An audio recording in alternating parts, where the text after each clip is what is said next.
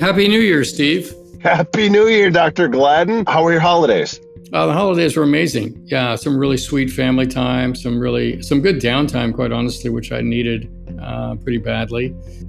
And where were you in all of your travels? Were you in Colorado? Were you in Dallas? Were you in Colorado, Puerto Dallas, Rico? Puerto Rico, and the U.S. Virgin Islands. So I tried to leave no stone unturned. But yeah, no, it was great. That's great. What were you doing in the Virgin Islands? Just exploring. Never been. It's only about 50 miles from Puerto Rico. So Mukti and I went over there for about 5 or 6 days just to kind of tool around and see what's over there. So that's awesome. Did you do any mountain biking there? Do any mountain bike exploring? No. This was just more, kind of hike around, drive around, snorkel around, that kind of a deal. Kind of just relax into it. Yeah. No, the mountain biking has been good though. But how about you? How were your holidays? Well, our listeners will see that I am not in my normal, or hear that I'm not in my normal studio. I'm back in my hometown. Okay. Partyville, Wisconsin. And I'm actually just sitting outside the gym that I got a 1-week membership to because I need someplace to work out. So I got a membership right here outside of my hometown, and saw my family. My brother came down from Minneapolis. Got some really good time with my parents. My dad's dealing with prostate cancer treatment right now, and he's doing okay with that. But I've really noticed him age quite a bit. We can help people with prostate cancer. We have some amazing technologies to bring to bear on this to help people. Really? Yeah, just so the audience understands. We'll need to do a podcast on it, but yeah. Absolutely. We do need to do that. And so, I'm sitting in my Jeep outside of Anytime Fitness in Portage, Wisconsin. Okay. And it was a really good time. I brought my boys out here, and they got some really great time with my that's parents. Lovely. Yeah, that's awesome. And so, well, I'm excited for the new year here. I think it's going to be. I think 24 is going to be a special year. People ask me, well, what are your New Year's resolutions? I think the resolution is to be resolute about keeping on with what we're doing. Quite honestly, continuing to be married to the questions and pushing forward in new ways. So I think it's going to be a wonderful year. Last year was incredible. I think this year will be incredible too. How about you?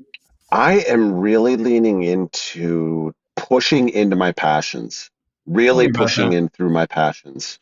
Yeah. So I on the drive here to Wisconsin, a friend of mine sent me some YouTube videos and said, listen to these on the drive. And there was one in particular where the keys to success, this person's keys to success. And number one was find your passion and just pursue it with everything in you. Mm-hmm. And then as soon as it stops, as soon as it kind of looks like it's run its life, find something new to pursue, and don't have any expectation of the outcome. And so I've really been kind of just, okay, I'm going to have fun in 24. I'm just going to dial in and just get more into backpacking and get more into hiking, and also try some new stuff. Because in 23, I tried cross-country skiing, and I've fallen in love with cross-country skiing and been doing that as the season has started in Colorado. And so, trying to find some more passions and just dial it in and go for it. Yeah, there's no downside to that. I think one of the things that I've realized is that just because you're passionate about something doesn't mean it's your purpose, right? And I think it's important to keep those two things distinct. Like you could be super passionate about, I'm going to learn how to play tennis, or I'm going to become a really great cross-country skier. It may not be your purpose, but it is a passion. So, but I do know this, that when you find your purpose, it will be your passion also. Yeah. So in a sense, you're maybe trying on some hats here, so to speak, in terms of trying on passions to see maybe what aligns with your greater purpose, or maybe you already have your purpose and you're passionate about that, but now you want to, diversify a little bit so you have other areas of interest and activity. I think all that can work together, but I think that's how I think of it. Yeah, I like that, because I was listening to Brendon Burchard book a handful of years ago. And he's distilled his life down into 3 words. I forget the 3 words, but hopefully he hasn't. Yes, he does. Yes, he does.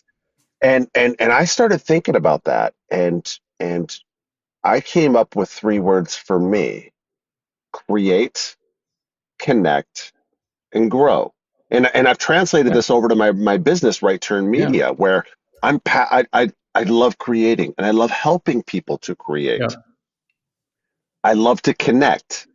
I love to connect with people, like how I've connected with you and Mukti and the Mm-hmm. team there at Gladden, as well as just with my clients and with just people. Like I was at a cigar lounge in Madison my first full day that I got here, and a guy and I just connected, and we just, hey, hey. He had a shirt that looked interesting. We just sat down. We had this conversation. Connecting with people is just awesome. And Mm-hmm. then grow, and then just grow. Yeah. Those are my 3 words, and that's really kind of my purpose: is to create, Mm-hmm. connect, and grow. Nice. I love it. Yeah, I know that people will select a word for the year too, right? This is the year of blankety blank. I've never quite done that. I just like, in general, really what you're saying is, I think humans are at their best really when we're creative. I think it's part of being kind of in God's image, if you will, right? Being creators, Yeah, right? And then yeah. connection. I mean, yeah, connection is everything, in your family, outside your family, etc. And then this idea of grow is really kind of, the only way you grow is basically not being married to your current answers, right? So then the opposite of that is you're going to be asking questions. And so the questions that are spurning your growth and they can be in many categories, right? Like how to be a better cross-country skier, how to be a better whatever, right? And so, yeah, that resonates with me. I like those a lot. So, any big plans for 24 for Gladden Longevity? Yeah, but they can't be revealed just yet. But there are some very, very big plans. Yes, very big plans. So We will get to those on a future broadcast. So, yes, Dr. Gladden, have a great time, my man. Yeah, good to see you. Welcome to the Gladden Longevity Podcast with Dr. Jeffrey Gladden, where our passion is to help you become an age hacker. On this show, we want to help you optimize your life energy, longevity, health, and human performance with impactful and actionable information by answering 4 questions. How good can we be? How do we make 100 the new 30? How do we live well beyond 120? And how do we live young for a lifetime? I'm Steve Ryder, and Dr. Gladden, we just wrapped up with Dr. Nathan Bryan talking about nitric oxide. Yeah, what a great conversation. I've known Nathan for over 10 years now.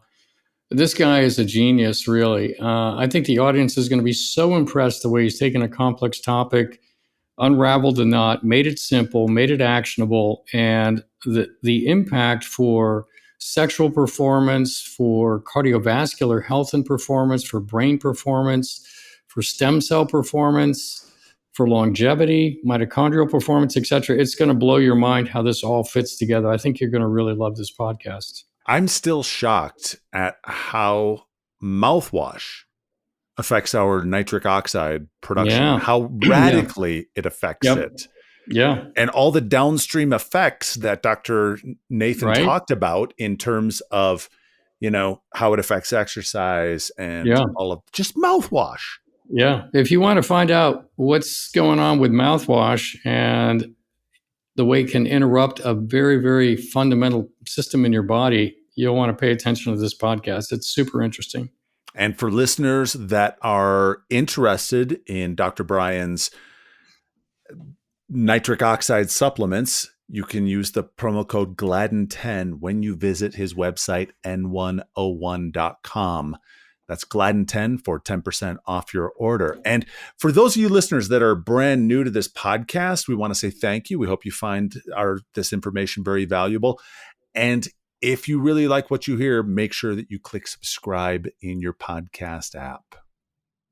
Yeah, thanks so much. We really appreciate your support. We really want to grow the podcast so more people can benefit from it. So you subscribing and supporting us and giving us a positive review means the world to us. So thank you so much for participating.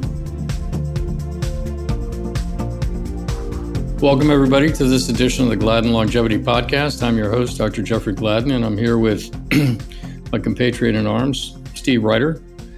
Steve, buddy, what's the latest in you optimizing your youthfulness these days?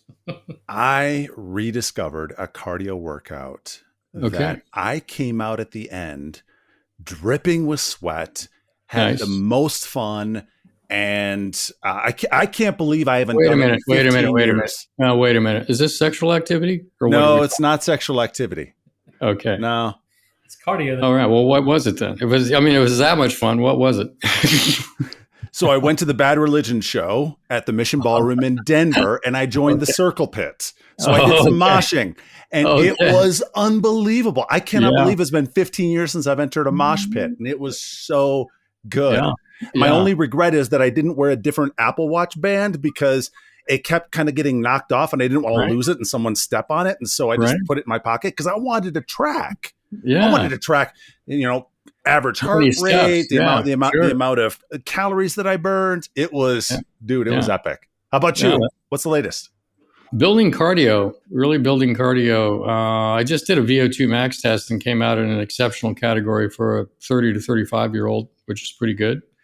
VO2 ended up over 50. So, and I like that, but I'd lost a little bit of ground in my fitness in terms of my anaerobic threshold. And I have a theory as to why that is. I had a bit of a back injury that kind of kept me from doing certain things. So anyway, I've kind of refocused on that. That was a few weeks ago. And I rode a mountain bike today here in Puerto Rico, and I can tell I'm really coming back. It's just like, it's effortless. It's just like, of course we can do this. Of course we can do that. So I love being married to this idea of being 27 all the time, because if I feel myself slipping, I don't say, well, yeah, but you're still good. I mean, look at you, blah, blah, blah, blah, blah, blah. I don't acquiesce to the aging process. I say, no, I'm going to be 27. I'm 27. So then I just push back into it. And what's remarkable is the body has the ability to get back there. So I'm really sort of stunned, surprised, and delighted that the body has the ability to get back there if your mind will allow you to actually go there.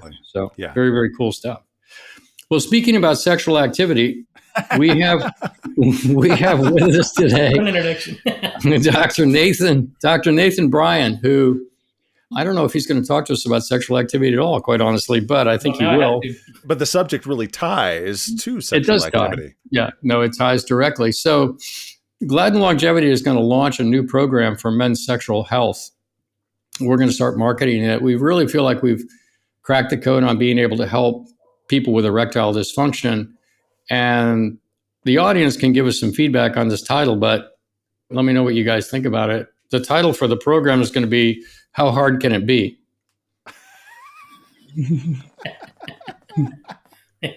I think it's great. How hard can it be? Men's sexual health, Gladden Longevity. End of story. Call here. Right? So there you go. I can tell by the laughter that you like it, because actually if it captures somebody like that, that's exactly what we're going for. We have a female program too, but I'm not going to mention that one just yet. So anyway, that being said, Nathan and I have known each other for probably a decade now, something like that.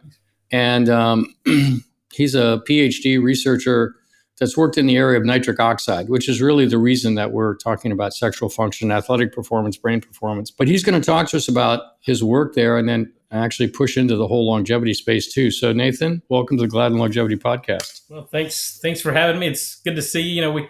I was looking back. I think it's been probably 10 or 12 years since we first met. You were one of the early adopters of our nitric oxide technology. So it's really it's been great to see you evolve and see your practice evolve, and congratulations on all the good things you're doing. Oh, thank you. Yeah, no, I appreciate that. And you've gone through a lot of evolution as well, quite honestly. Maybe you could fill the audience in a little bit on your background, maybe even how you got interested in nitric oxide and the work that you did early on. And this is such a powerful story. I really want the audience to understand the role that nitric oxide plays in many different elements of health and longevity. And I want you to understand basically how to optimize it. So maybe, Nathan, you could take us through a little bit. What got you into this whole area? Well, I'm a small town Texas boy. I grew up in rural Texas, just outside of Austin. And after high school, I went to the University of Texas and I got a degree in biochemistry. And I was always interested in science and medicine. And then as an undergrad, I had a chance to do undergraduate research and learn about protein overexpression and purification and enzymology and enzyme assays and learning how really biochemical systems work. And then I got a bachelor's degree in biochemistry, then quickly realized that, the job market for a biochemist with a bachelor's degree wasn't stellar. There's not a lot of people advertising for that. No, not at all.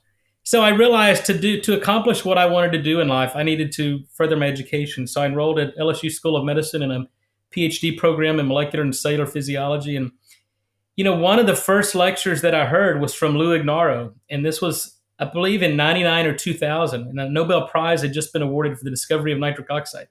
I'd never heard of nitric oxide, honestly, at the time. I just remember back from my inorganic chemistry at UT that never again did I want to deal with nitrogen-based chemistry.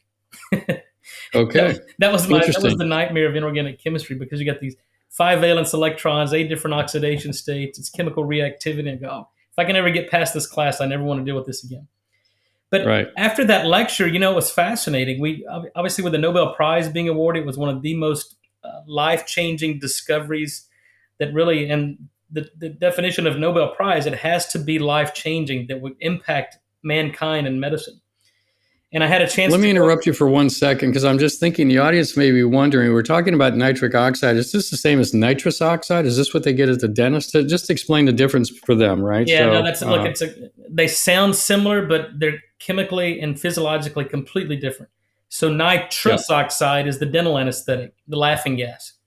Nitric oxide, too, is a gas, but it got completely different physiological chemistry than nitrous oxide. So it's one nitrogen and one oxygen, right? So it's actually NO, kind of like Dr. And No. Nitrous oxide is N2O. So it's completely different. Right, N2O. But what we're talking about is NO, or nitric oxide.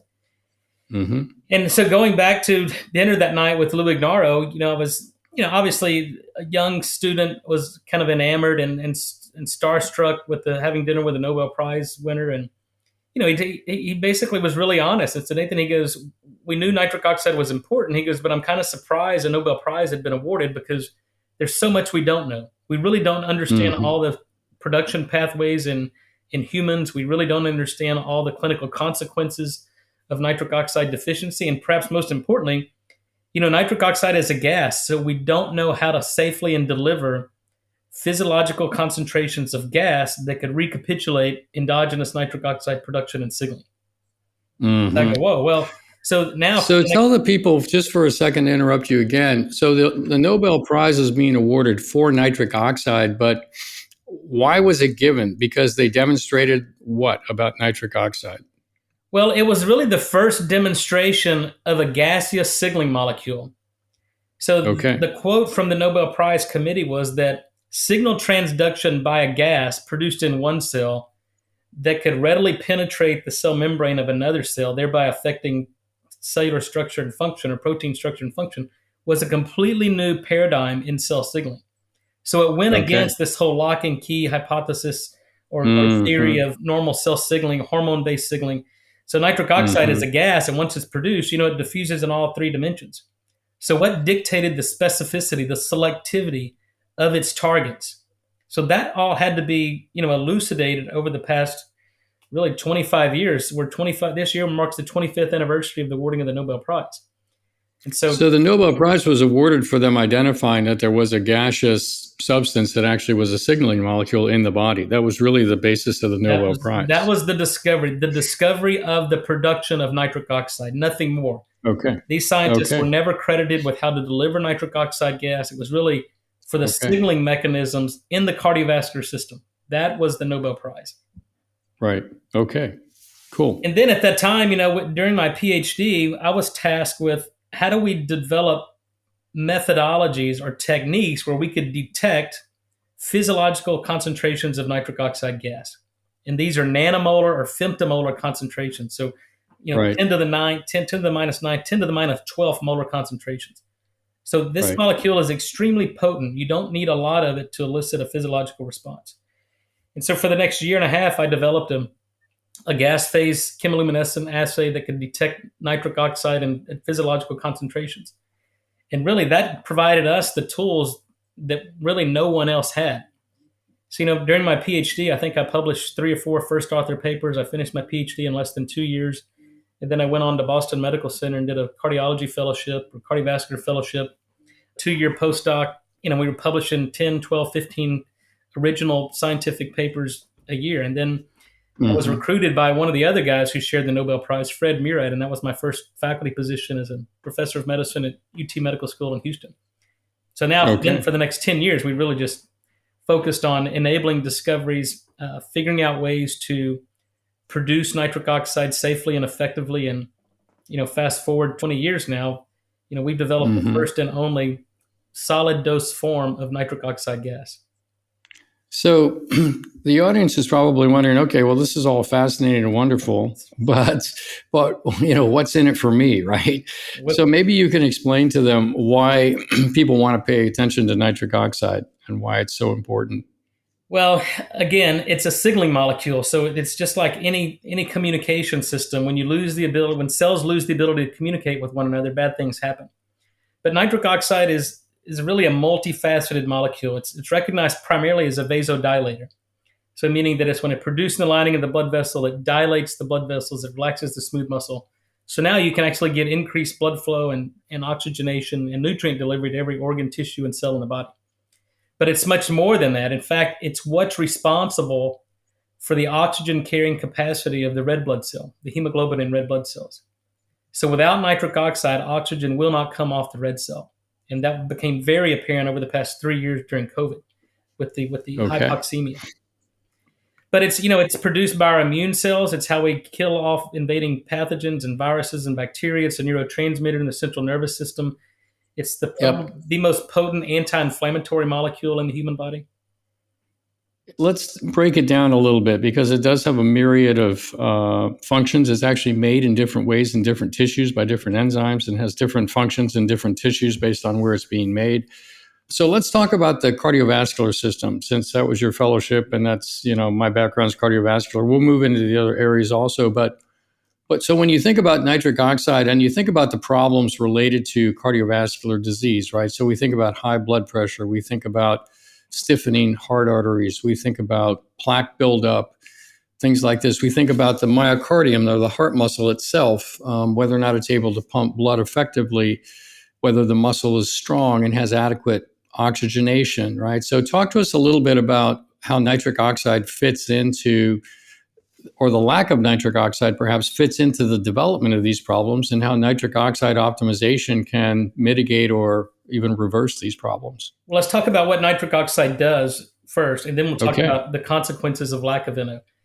So for instance, when you begin to exercise, and as a cardiologist, you certainly appreciate that the only way to increase the oxygen abstraction and to meet the increased metabolic demands on the heart is through coronary vasodilation.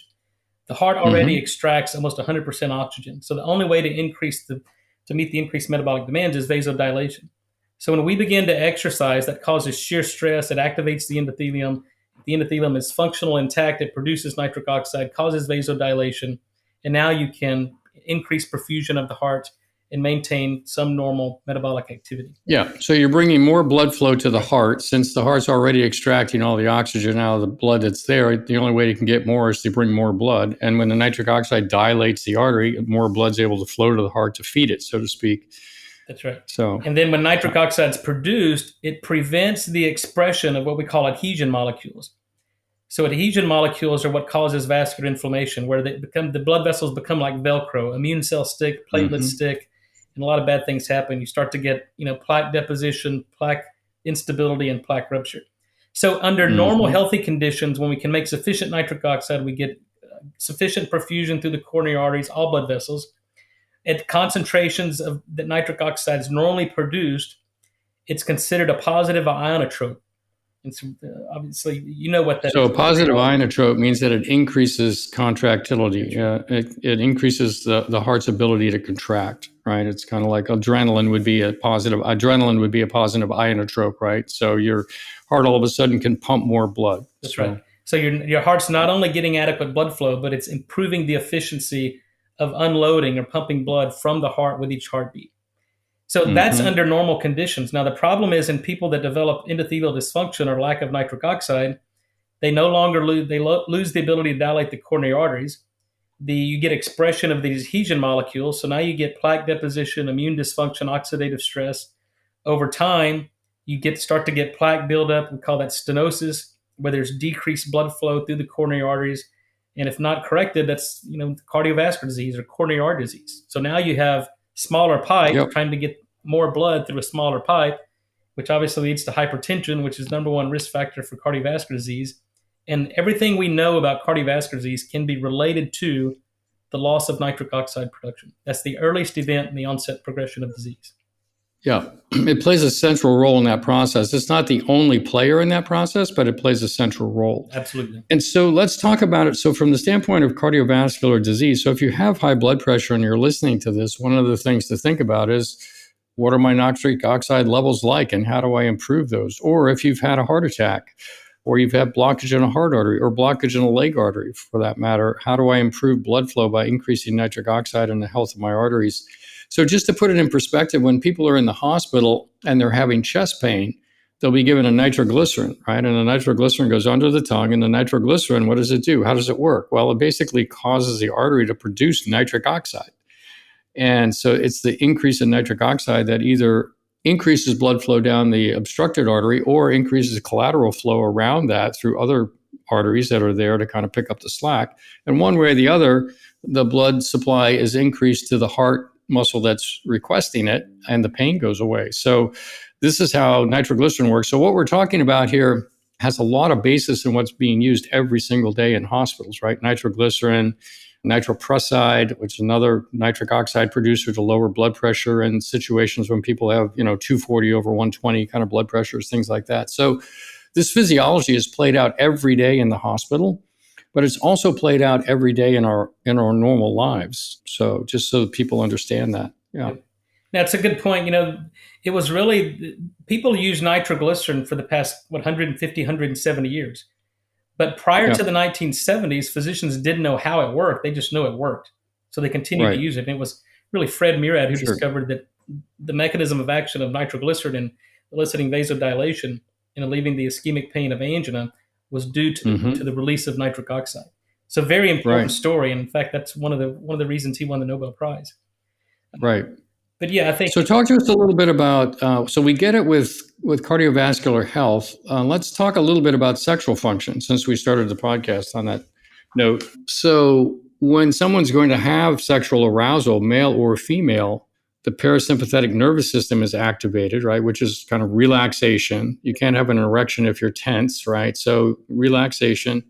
And then you need nitric oxide to be released to actually dilate the blood vessels to bring blood into the genitalia, quite honestly. Without that, there's no erectile function for men or women that would occur, and lubrication for women as well. Yep.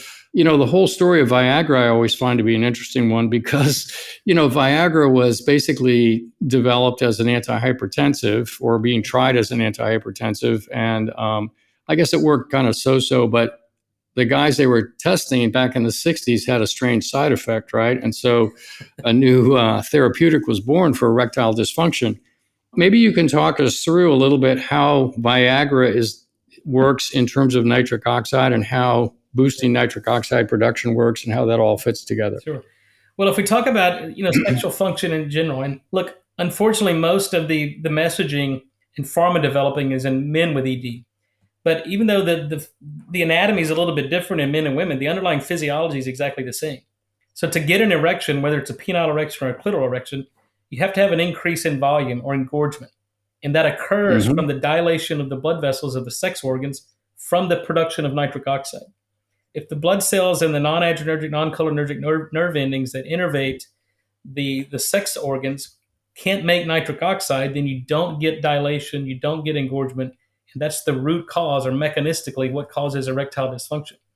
So we've talked about kind of the vascular component of that. Obviously, the sex organs are highly vascularized. You've got to get blood in, you've got to reduce the outflow, and that's what causes an erection. But also, there's nervous innervation. So if you have endothelial dysfunction, and there's an enzyme that's found in the lining of the blood vessel, and it's the loss of function of that enzyme that's what causes erectile dysfunction. And more broadly, systemically, you call that endothelial dysfunction. But endothelial dysfunction causes erectile dysfunction. So what we have to focus on is recoupling that NOS enzyme, regaining its function, and now you can produce nitric oxide, and now you can regain normal sexual function. This episode of the Gladden Longevity Podcast is brought to you by H2 Molecular Hydrogen in the Gladden Longevity Store. Yeah, Steve, you've heard us talk about this numerous times on the podcast in terms of the benefits of H2 and hydrogen water. We love it. You know, it's really the best way to balance your entire redox system. So it really protects you from free radical damage. I take it every time I get on a flight to protect me from radiation damage when I'm flying. And I use it to rejuvenate my brain in the afternoon.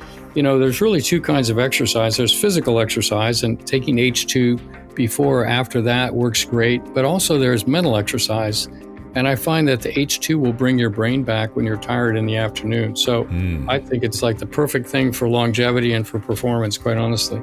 And I talked to you about this, that I found dropping 1 or 2 tablets in a glass of water right before bed. I've seen an overall bump in my deep sleep when I do so. Fascinating. Yeah. Yeah. So if you click on the store tab when you visit GladdenLongevityShop.com and use the promo code podcast10, you'll get 10% off your order. And this code isn't only good for our H2 product, but it's also good for all the supplements we carry. So podcast 10 at the GladdenLongevityShop.com. Yeah, one of the other things that I use it for routinely is when I'm about to go on a mountain bike ride. And I will say this, that if I go on a long mountain bike ride, I will take one prior, I'll take one during, and I'll take one after. And some of the Ironmen that we've worked with have said that when they're doing an Ironman, they'll take it 3 or 4 times throughout the race. And their comment is that it's like taking out the old battery and putting in a new one. It really rejuvenates your body's ability to perform when you're doing more extended athletic activity. So think about that too. You know, if you want to go do a longer hike or whatever else, take it with you. So GladdenLongevityShop.com, enter podcast 10 for 10% off your order. H2 molecular hydrogen. It's low-hanging fruit on your quest to make 100 the new 30.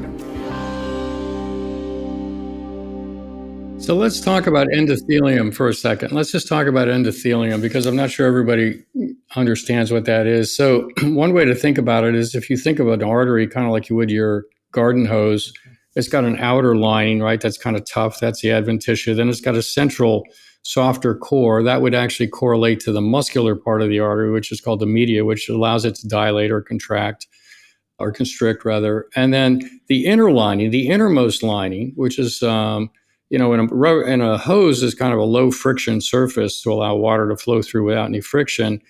In the artery, it's a single layer of cells, basically, and on top of that is growing kind of a glycocalyx, which is this proteoglycan glycoprotein, that combination together. And that's the endothelium. And that basically is the quarterback for the artery. When it feels blood flow increasing through that glycocalyx, which feels the blood going by, it stimulates the release of nitric oxide to tell the artery to dilate. So just so the audience understands what that endothelium is. And when that endothelium starts to not work properly, that is the earliest sign, that is actually the earliest symptom of cardiovascular disease, which is why erectile dysfunction or even mild erectile dysfunction can be the earliest warning that your arteries are not working well and there's something going on. And it's maybe you're not going to have a heart attack next week, but things are not as they should be. And if you're going to be 27, they need to be as they should be, right? And so it's an indication that, hey, I want to do something about this. It's not, well, I can still perform 80% of the time, so I'm okay. No, that's not really good enough. It's not just sexual performance. It's actually your health that's at stake, right? So just to kind of put that in perspective. Yeah, it is the canary in the coal mine. I mean, because if you have endothelial dysfunction in the vascular bed of the pelvic region, you have endothelial dysfunction in the coronary arteries, you have endothelial dysfunction in the cerebral arteries. It's systemic. It's not isolated to the vascular bed of the sex organs. It's a systemic disease. And so treating ED as a lifestyle disorder or socially inconvenient really undermines the seriousness of the condition. And as you said, obviously this is a serious risk factor for cardiovascular disease. So going back to mechanistically how drugs like Viagra and Cialis, what we call these phosphodiesterase inhibitors. So these drugs don't do anything to nitric oxide in terms of nitric oxide production. These drugs are dependent upon the ability of the body to make nitric oxide. So when nitric oxide is produced, it activates an enzyme called guanylyl cyclase. That enzyme converts GTP into cyclic GMP. And it's cyclic GMP, the second messenger that causes the smooth muscle relaxation. And these PD-5 inhibitors like Viagra prevent the breakdown of cyclic GMP. So the analogy is nitric oxide turns this switch on, and then Viagra keeps it on. And that's why you're warned against 4-hour erections and unsafe drop in blood pressure, headaches, loss of vision, things like that. But interestingly, these drugs have been approved and on the market for 25 years now. And the clinical data tell us that 40 to 50% of the men that are prescribed these drugs don't respond with better erections. And why is that? It's because these men that are non-responders to PD-5 inhibition therapy aren't making enough nitric oxide to even turn on the switch a little bit. Right. So that tells us that these non-responders are so nitric oxide deficient, they can't even prime the pump, if you will. They can't make enough nitric oxide to even get the system going. So now we've got clinical data showing that if we can restore their nitric oxide production, not only can they be responsive to PD-5 inhibition therapy, but you can actually titrate the dose of these drugs down, making them not only safer, but more effective. So you have to understand the whole signaling pathway to really optimize physiology and optimize performance. Yeah, it's kind of are you basically coming at it from the supply side, or are you coming at it from the save it side, right? Or, prevent the breakdown side. And you can't save what you don't have. That's basically the take-home message here. You can't save what you don't have. So really, the first thing you want to go for is not necessarily reaching for Viagra, which is saving the effect of nitric oxide, augmenting the effect of available nitric oxide. I think the first thing you want to do is go after, how do I augment production of nitric oxide so that maybe I don't even need the Viagra in the first place, right? Yeah. So talk to us a little bit about augmenting nitric oxide production in this context. Well, I tell people it's really simple. The science is very complicated and complex, but the solution is quite simple. And I tell people you really only have to do two things to improve nitric oxide. Stop doing the things that disrupt it and start doing the things that promote it. Right. And we understand. Well, that's true with almost everything in life. So, we're either going to label you a guru or we're going to do what? I don't know what. No, it's really quite simple though, because Captain Obvious. Okay. Thank you for that. Okay. And with that, we'll conclude the show. So there you go. So Nathan, tell us some of the things that people should stop doing. Well, fast forward 25 years from when we started, we know that the microbiome has a very important contribution to nitric oxide production. So use of antiseptic mouthwash, we published over 10 years ago that if you use mouthwash, it destroys the oral microbiome, shuts down nitric oxide production, causes an increase in blood pressure, and you lose the protective benefits of exercise. Right. And 2 out of 3 Americans. Yeah. 2 out of 3. This is so cool. This is really dramatic, right? So it's not all mouthwash. Say that again, because that was a mind blower for me. So if you use mouthwash, you destroy the oral microbiome that's responsible for producing nitric oxide. You see an increase in blood pressure, and you lose the protective benefits of exercise. I mean, that's the one that I'm stuck on. Yeah. Yeah. And you decrease your sexual function, quite honestly, too. Right. If you're using the wrong mouthwash, there are some mouthwashes you can use, but if you're using one that have these really strong antibiotics in them, right? Well, we've tested this with different ones. So the one that we'd usually use in clinical studies is chlorhexidine. So it's a prescription-based. Yeah, chlorhexidine will knock this out for sure. There are other ones out there, though, that don't. So we've also tested this with things like Scope and Listerine, all the alcohol-based mouthwash, fluorinated. The alcohol-based ones will knock it out too. But we've tested some other ones where we've actually used them and it has no impact on the test strips anyway. Yeah, so here's what you got to do. And there's certain things. There's a lot we know, but there's probably more we don't know. And people ask me all the time, well, what about this mouth rinse? And, if it's labeled antiseptic and it's broad spectrum and it indiscriminately kills all bacteria, the pathogens and the good commensal bacteria, then it's probably going to disrupt the microbiome and cause a decrease in nitric oxide production. If it's not antiseptic, it may or may not be okay, but you just have to test. And obviously, you know how to test this and figure out what works and what doesn't work. But the general population, quite honestly, has no idea. They just think mouthwash. Yeah, that's true. You have to use mouthwash. That's true. So, I mean, the bottom line here is maybe just avoid mouthwash altogether. Be safe rather than sorry, so to speak. Yeah, the other thing is fluoride. Fluoride is an antiseptic. It's in our toothpaste. Yeah. It's a neurotoxin that kills your thyroid. Yep. So people, you have to stop using fluorinated toothpaste. You have to get fluoride out of your water supply, get a home filtration system. The water in most Okay. American cities are fluorinated. It kills the bacteria. It shuts down your thyroid function. It's a neurotoxin. It's very bad stuff. Yeah, that's really awesome information about the fluoride too. We're talking about the bacteria, we're talking about the microbiome. A lot of people are thinking, well, are we talking about my gut, my colon? But actually, think about the microbiome is really running the full length of your digestive tract, right? And so we're talking about the oral microbiome. And there have been some bacteria that have been identified in the mouth that actually are responsible for a particular chemical reaction. And we probably need to walk people through the whole cycle of dietary nitrate and nitrite and all that. So we'll do that. But I just want the audience to understand we're really talking about the bacteria when we talk about the microbiome that are in your mouth. And that's why the mouthwash is an important element here. So talk us through a little bit about how people, so stop doing mouthwash. There may be other things too, fluoride. But talk us through a little bit about what people can do to boost nitric oxide through the foods that they eat. Yeah. Well, let's go one step further before we get off this subject. The other critical problem in decreasing nitric oxide production are antacids, specifically proton pump inhibitors. Okay. You need stomach acid to break down proteins into amino acids. So that's one problem. The second problem is, and it's really any antacids, and we'll talk about this as we talk about this metabolism of dietary nitrate into nitrite nitric oxide. But proton pump inhibitors specifically shut down nitric oxide from both pathways. So people who have been on PPIs for 3 to 5 years, there was a study published in 2015, had a 30% higher incidence of heart attack and stroke. Normalizing all other risk factors, PPI use for 3 to 5 years, it's not increased risk, it's increased actual events of heart attack and stroke. 30% increase. Mechanistically, we know these drugs inhibit an enzyme called DDAH, which leads to an accumulation of a metabolite called asymmetric dimethylarginine, which is an inhibitor of nitric oxide production. So these drugs are extremely dangerous. Just last month, another study came out. People who have been on PPIs for 4 years had a 40% greater risk of developing Alzheimer's. Okay. So this is completely disrupting blood flow. It's shutting down nitric oxide production, and the consequences are deadly.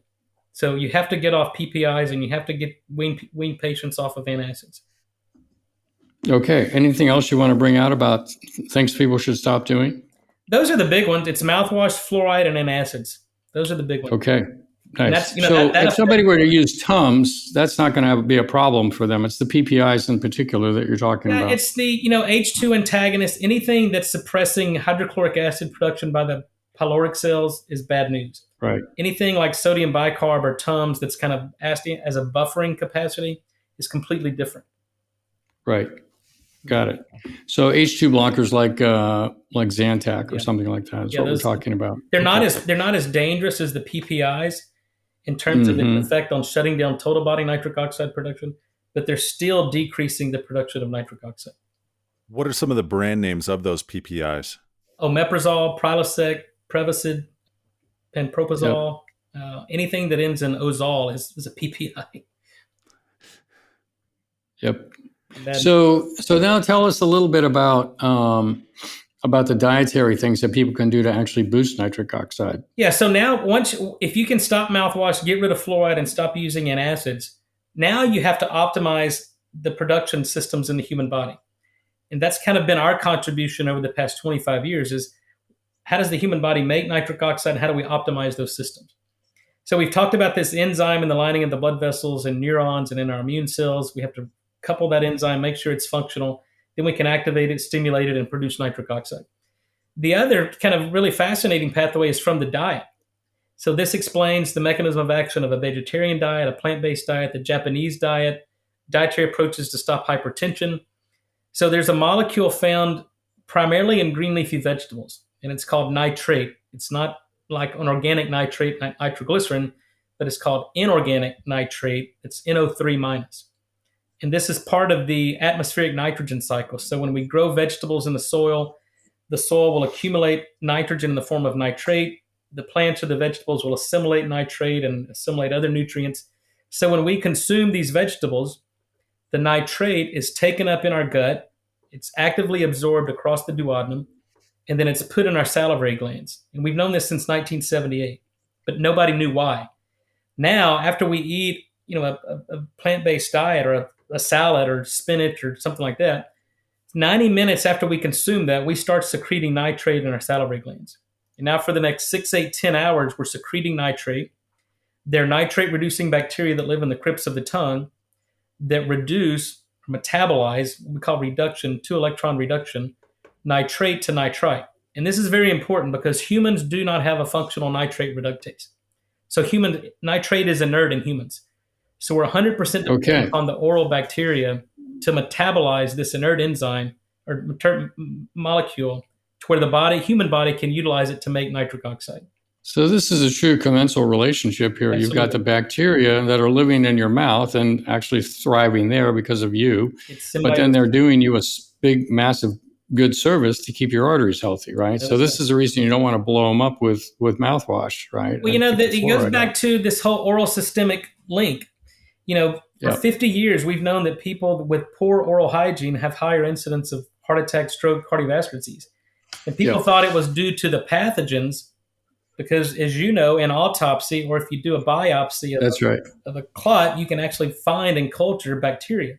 So people thought, it's the translocation of the pathogens into the cardiovascular system that's causing inflammation, plaque instability, plaque rupture, and that explains it. Well, now we understand it's more complicated than that. It's not just the bad guys. It's the disruption of the good guys and the inhibition of nitric oxide that's causing the vascular inflammation, the plaque instability, and the plaque rupture. So we can't just eradicate the entire oral microbiome because we're actually making things worse. So now we're really opening the eyes of dentists to figure out, hey, we can't drop an atomic bomb on a population and expect only to kill the bad guys. There's always collateral damage. And the collateral damage is much more damaging than going after selectively the bad guys. Do we now understand which bacteria they are that are in the mouth that actually are actually causing the nitrate to nitrite? Yeah, we've published, I think, at least 3 studies where we've done tongue scrapings and we've cultured these bacteria, and we can predict steady state blood pressure in the population based on the presence and number of 4 bacteria. Okay. So I've submitted a number of patents on these. We can use these diagnostically. Is it possible to give somebody an oral probiotic utilizing those bacteria? Well, that's always the first approach. And so I attempted this almost 8 years ago. But in the infinite wisdom of the FDA, they wanted us to do long-term safety studies on non-pathogenic commensal bacteria that were repopulating in the oral cavity. Wow, what a brilliant move, right? Yeah. But yet we can give untested mRNA technology to the global population without any safety studies. Yeah, right. Yet repopulating commensals, they want safety studies. Yeah, fascinating.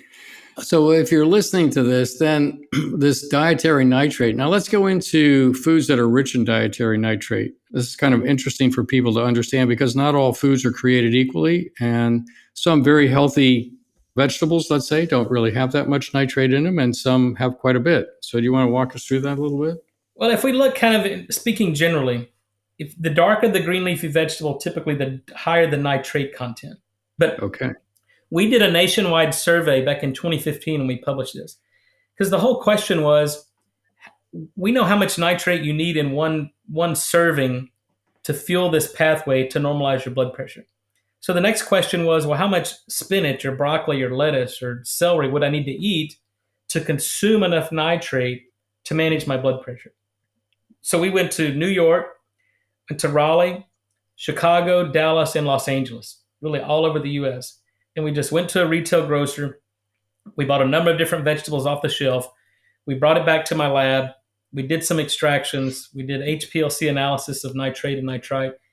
And then we measured. And what we found was that, for example, celery in New York had 80 times less nitrate than celery grown in Dallas or Los Angeles.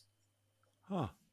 So there's regional differences in soil conditions, in farming practices, in lightning storms, which fixes nitrogen in the soil. And so there's a wide variability. So our take-home message was there's no way in hell we can make recommendations on how much of any given vegetable you would need to eat, because there's 100-fold difference between different vegetable categories. And there's at least a 50 to 70-fold difference of the same vegetable in different cities across the U.S. And these were conventionally grown vegetables. Okay, not organic. Not They were organic. We conventionally grown. compared it to organic, and organically grown vegetables had on average 10 times less nitrate than conventionally grown. Really? What? Yeah. Interesting. Here, and this is the jaw dropper for most people. This is the aha moment. Yeah. That is a jaw dropper. 'Cause you so think, you what think is that organic? organic food is going to be more nutrient dense, right? And you think of nitrate as a nutrient. Well, So, that's what people think, but people don't know what in the hell organic means, right?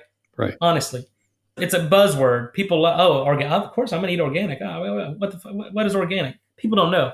To get an organic label in the U.S., obviously you can't add herbicides or pesticides, but they also restrict the use of standardized nitrogen-based fertilizers to the soil. Without nitrogen added to the soil, there is no nitrate. Without nitrate, Right. you can't assimilate other nutrients like selenium and chromium and zinc and iodine and vitamin E and So now your organic world is actually nutrient depleted. That's what you're absolutely. saying. I mean, we've lost. In fact, there's been studies from 1947 until 2017, and there's a 78% decrease in the nutrients of plants grown in the U.S. over those 80 years. Mm-hmm. Yeah, I've seen similar data. No, it's stunning. It's So I tell shocking, people, quite look, honestly. organic is not bad, but don't get caught up in the ignorance and this fad because organic, you should avoid herbicides and pesticides. Please, you should do Yep. that. But you also have to understand that the vegetables, how they're grown, and if you're not adding standardized nitrogen to the soil, you're not only deficient in nitrate, you become deficient in most micro and macronutrients in the foods we eat. And that's apparent from the NHANES study. 75% of Americans are deficient in magnesium. 95% of Americans are deficient in iodine. Another 70% deficient in selenium and chromium and all these trace minerals that are biochemical cofactors. So to me, it's no wonder why Americans are sick. 2 out of 3 Americans use mouthwash. 200 million prescriptions written for antacids every year. Those people are eating organic, and the Western diet is horrible and all leads to a loss of nitric oxide production. So what you're saying is, I've seen studies done where they looked at relative amounts of dietary nitrate in foods, like kale, arugula, spinach, beets, things like this. And there's a bit of a hierarchy there. But what you're saying, and kale is kind of king when it comes to that, from what I've seen. That being said, you've got to be a little bit careful about what kind of kale you're eating or what kind of beets you're eating or arugula for that matter, to make sure you're getting what you think you're getting. So that's pretty fascinating. I will say this anecdotally, and you and I had a conversation about this actually in the last week about some of the Mediterranean herbs, which are really, really helpful for arterial health based on their ability to inhibit an enzyme called RNOx, which goes up after age 40 and causes oxidative stress in the arteries, which is also linked to aging of the arteries, increased thickening of the arterial wall, increased senescent cell formation in the arteries, etc. And these Mediterranean herbs, things like summer savory, basil, tarragon, rosemary, can inhibit RNOx. Yeah. But I was asking you, do they also contain dietary nitrate? Because I find when I eat a bunch of those herbs, sexual function is actually enhanced, right? So let's just say that. So I was curious, and you sent me some data about parsley and basil and some things like that as being sources of dietary nitrate, in addition to their ability to inhibit RNOx. Do you want to comment on that at all, or? Yeah, look, we've tested. We've published some of this data. The first, I think, was back in 2009, 2010. We published a short table of different foods, and that's where the hierarchy came in: kale, arugula, spinach, beets. But we also started measuring other things like these herbs and like basil and these condiments. Mm-hmm. And so now I've got this, kind of a laundry list Excel spreadsheet where we've quantified the nitric oxide activity, measured the nitrite, the nitrate, the reductase in these herbs and spices. And so we have a growing list of this. And, my strategy was we could create something like the glycemic index of foods. We could create a nitric oxide index of foods. Mm-hmm. But what we found was when we did this regional study, this survey was, we could make general recommendations, but again, understanding the variability from region to region. And that was just in the U.S. We don't know about, plants grown in China or Japan or in the Mediterranean region. So we think it would be a good guidance. But again, as a scientist, I want to be accurate and precise. And it's almost impossible to do that because of the changes in agronomy, the farming practices from region to region. So I think it's important to continue to grow that list and record that data. But until we have a better understanding of regional farming practices, I don't know how applicable it will be to different regions. Yeah. Yeah, I think as a listener, you have to say, okay, I get it. These leafy greens are theoretically good, but it's the quality of the leafy green. It's not just what kind of leafy green that can determine it. Because kale is about 10 times more than beets typically, but maybe bad kale is the equivalent of beets, and maybe good beets or who knows what. So it's a little bit of a tricky business. But if you're trying to figure out what to eat, you can look at a list of foods that are rich in dietary nitrate, and you'll get a general list, and that's not a bad list to choose from. And then I think if you also factor in some of the Mediterranean herbs, I think there's no downside to that either, really. And so oregano, parsley, basil, some of these are really, really good. So if food is a little bit sketchy, then I know that you've gone to some lengths to try to facilitate people being able to get dietary nitrate and also to kind of ignite the flame of nitric oxide production. You want to talk to us a little bit about that? Well, once we figured out, so there were certain things we didn't know back in the early 2000s. And, through my research program at the Institute of Molecular Medicine at UT Medical School in Houston, we answered a lot of these questions. So today we know how the human body makes nitric oxide. We know what goes wrong in people that can't make it. We know the clinical consequences. Now we know how to recouple the NOS enzyme. We know how to restore the oral microbiome. And so now we can recapitulate nitric oxide physiology. But as you know, as a clinician, patients aren't compliant. You can tell them to change their diet, start exercising. Nobody does it, right? People want to take a pill. Well, my clients do because they're motivated, quite honestly. But in my general medical practice, it was about 2%. In my general medical practice, it was 2%. Yeah. So what we've tried to do is give people a safe and effective means to restore and enhance their nitric oxide production. And that requires two considerations. Number one, if your body can't make nitric oxide, then we got to do it for you, right? We can't give you nitrate and hope that your body converts it. We can't give you arginine and hope your enzyme converts it, because in the majority of the people, they've lost the ability to produce nitric oxide through these pathways. That's their problem, right? So it's like putting gas in a car with a blown up engine, right? You're not out of gas. You've lost the ability to convert it into fuel and into energy.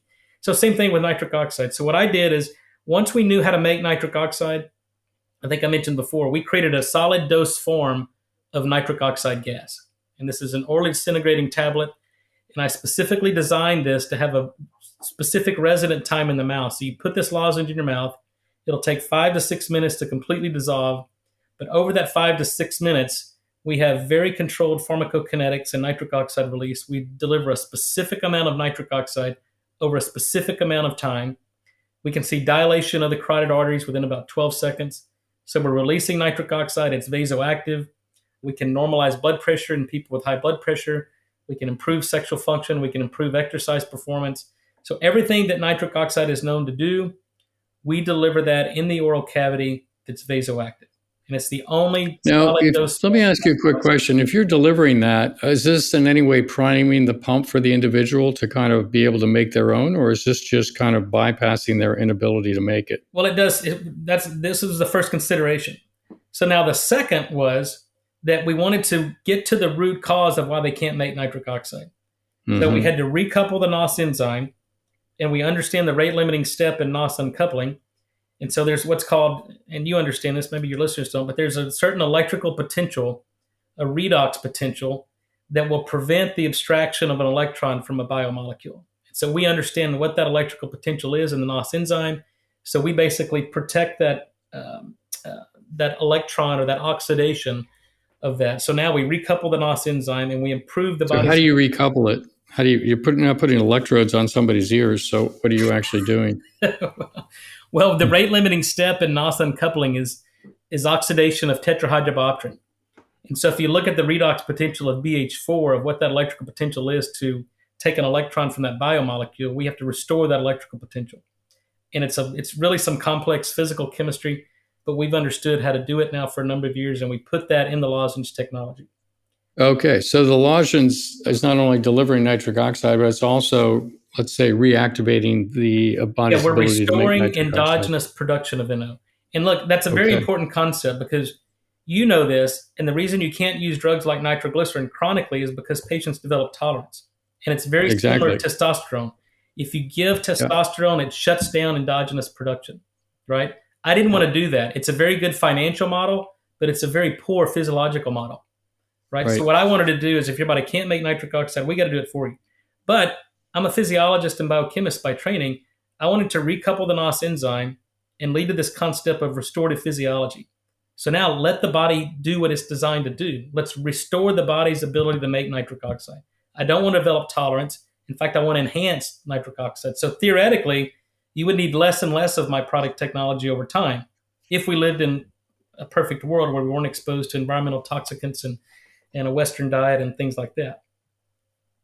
And now we're collecting data that the lozenge, because it has a certain resident time in the mouth and it's releasing nitric oxide, it's oxidized to nitrite and nitrate, we're actually restoring the diversity of the oral microbiome.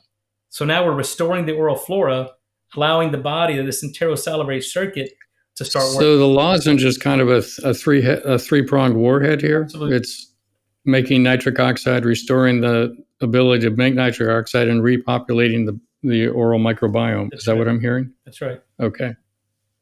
That's the triple play. That's beautiful. Really, it's the only way to deliver nitric oxide. My frustration is I spent 25 years in science. You've got hundreds of companies out there trying to sell you snake oil and a bill of goods, and this is a nitric oxide product when there's no way in hell it can ever generate nitric oxide, especially these people don't understand the biochemistry and enzymology of what's going on.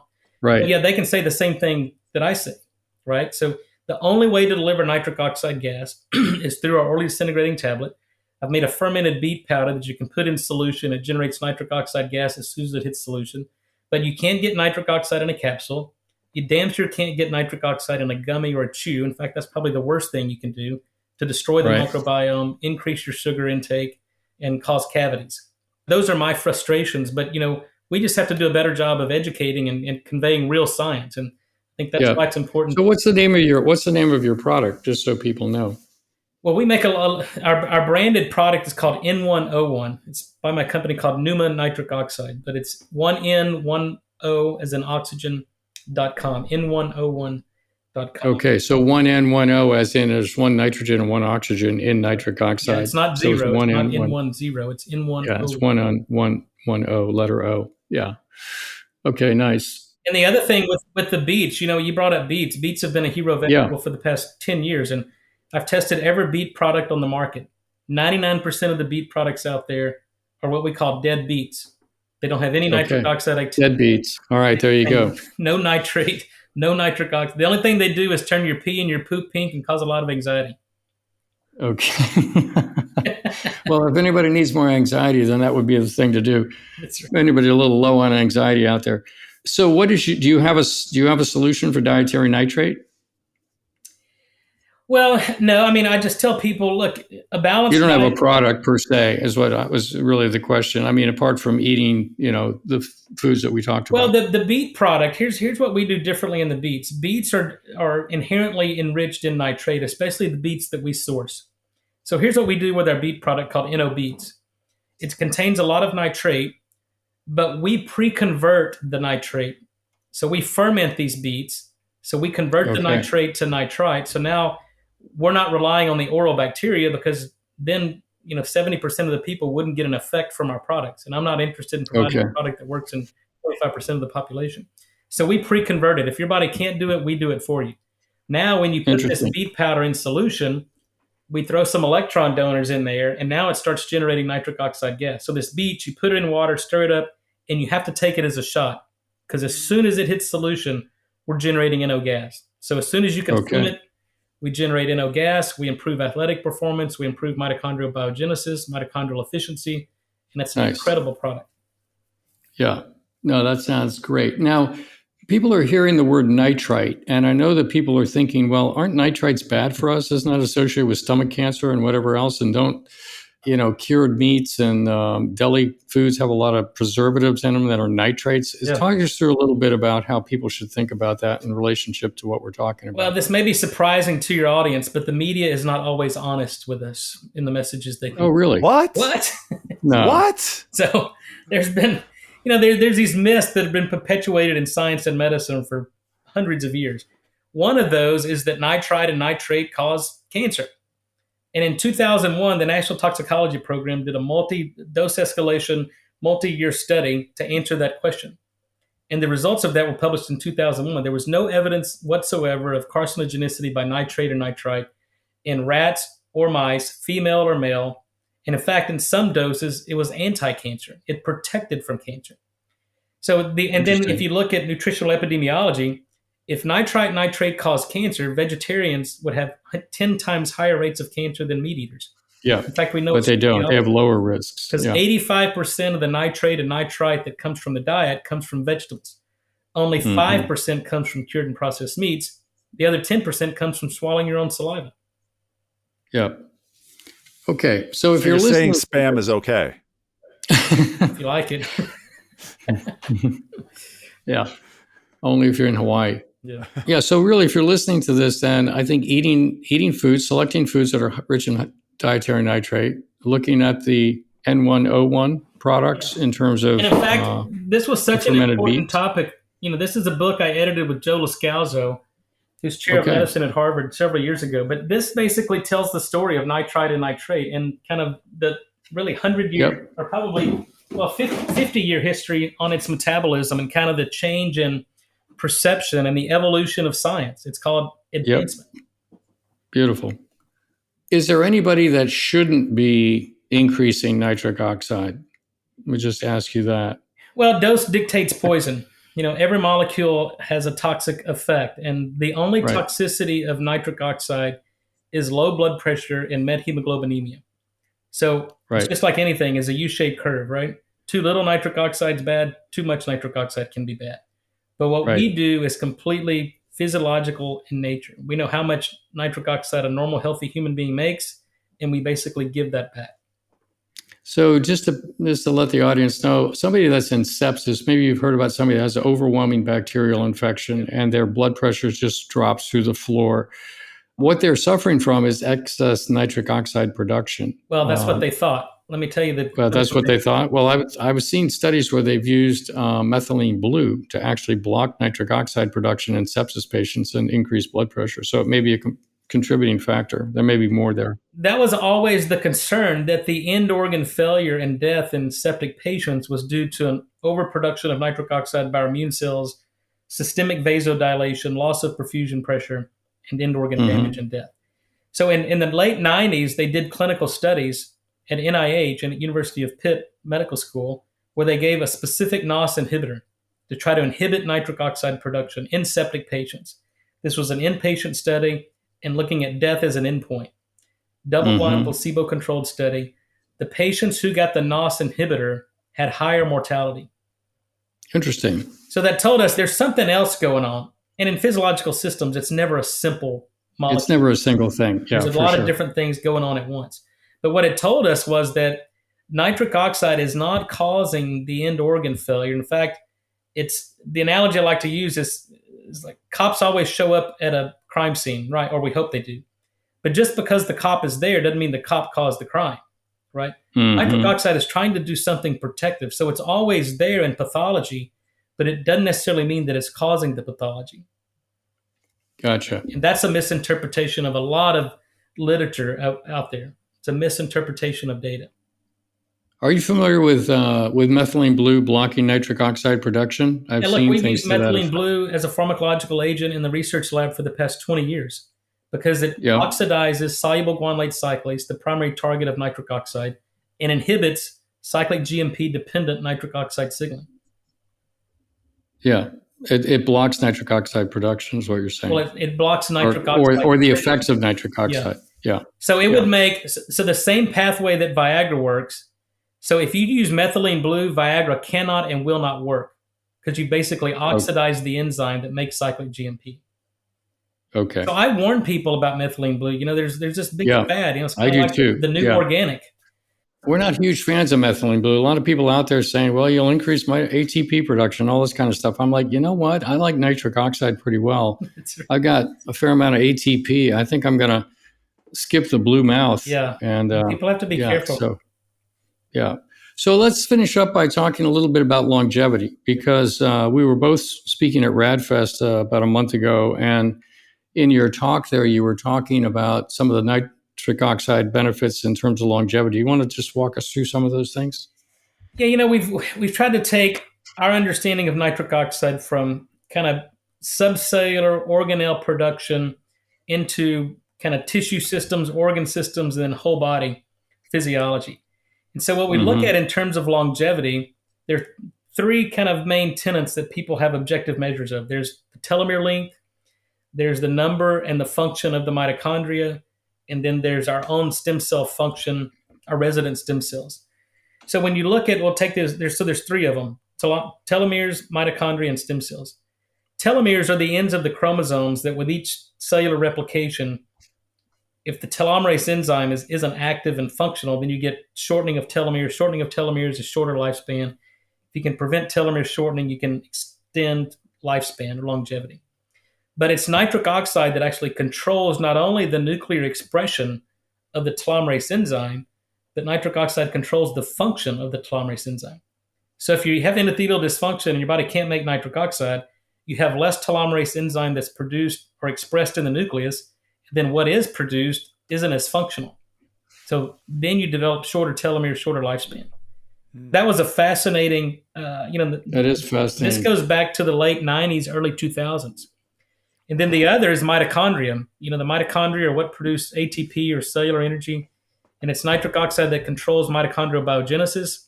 In fact, all the data on caloric restriction, intermittent fasting, sirtuins that induce mitochondrial biogenesis through PGC1 alpha, all of that's dependent upon the cell's ability to make nitric oxide. So if you can't make nitric oxide, you can fast for 2 or 3 days, you can do caloric restriction, you can take NAD or sirtuins till the cows come home, but you're never going to get any mitochondrial biogenesis until you restore the function of nitric oxide. Nice. And it actually nitric oxide prevents uncoupling of the electron transport chain, prevents electron leakage from complex 1, improves ATP efficiency with less oxygen. So everything we know about energetics and metabolism is all controlled by nitric oxide. And what about stem cell function? Yeah, stem cell function, there was data early on showing that the older we get, the less stem cells we have in our bone marrow. But fortunately, we have stem cells stored in our fat, and most Americans accumulate more fat with age, so we develop actually more stem cells.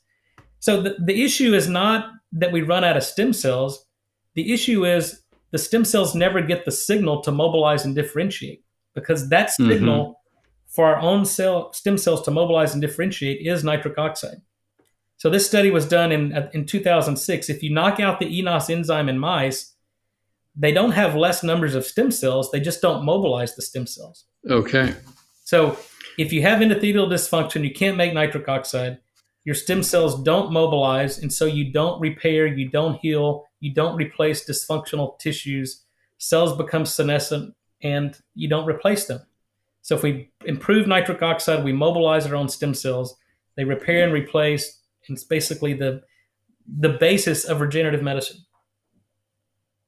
Beautiful. Well, I wanted the audience to hear that, because it just goes to show you it's never only about one thing, right? It's not like nitric oxide is the cure for aging. We're not trying to say that, but it plays a central role in many, many functions here, right? Foundation. And so it's a really key piece to get right. And, you've got a way to actually measure whether it's working or not, right? Based on your sexual function, based on your blood pressure, based on, your athletic performance, right? And even the clarity of thought, right? When you have more nitric oxide, better blood flow to the brain, dementia risk goes down, your thoughts are quicker and faster, et cetera. So this is a really, really important and great topic. And what's fun about it is that, thanks to Dr. Bryan here, he's really kind of unraveled the knot around how all this works and how to optimize it. And he's created some products that I think are world-class, best in class, probably the best in the world at being able to do this. So super exciting to have this conversation with you, Nathan. Really appreciate it.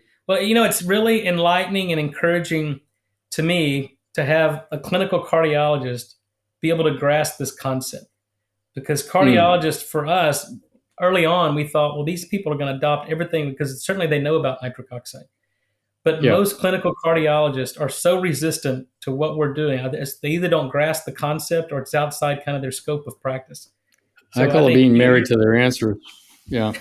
No, Right. that's right. They're married to the answers, not the questions. The question is, Yeah. how do my patients do better? But the answer is no, I know what to do. Right. It's sad. You see it everywhere all the time. Yeah. No, but So- thank you for doing this. Yeah. Well, my pleasure. Thanks so much. Well, that was great. Really great conversation. Steve, you had any last questions or comments? No, I'm looking forward to our Age Hackers Plus segment where we're going to ask our closing 5 questions. Okay. Sounds great. Now the hot seat, I guess. Huh? Yeah. You have no idea. You won't be able to sit down in a minute.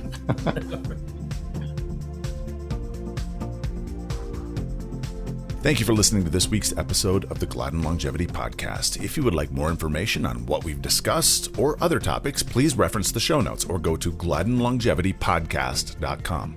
You can also find us on Instagram, Facebook, and Twitter by searching Gladden Longevity. If you've enjoyed this podcast, please subscribe to get future episodes delivered to you and share our podcast or this episode with someone in your life that you may find benefit. Thank you for listening. We'll be back next week with another exciting episode. The Gladden Longevity Podcast is provided for informational purposes only. It does not constitute medical advice. This content is not intended to be a substitute for professional medical advice, diagnosis, or treatment. Always seek the advice of a physician or other qualified health provider with any questions you may have regarding a medical condition. The use of any information and materials linked to this podcast is at the listener's own risk.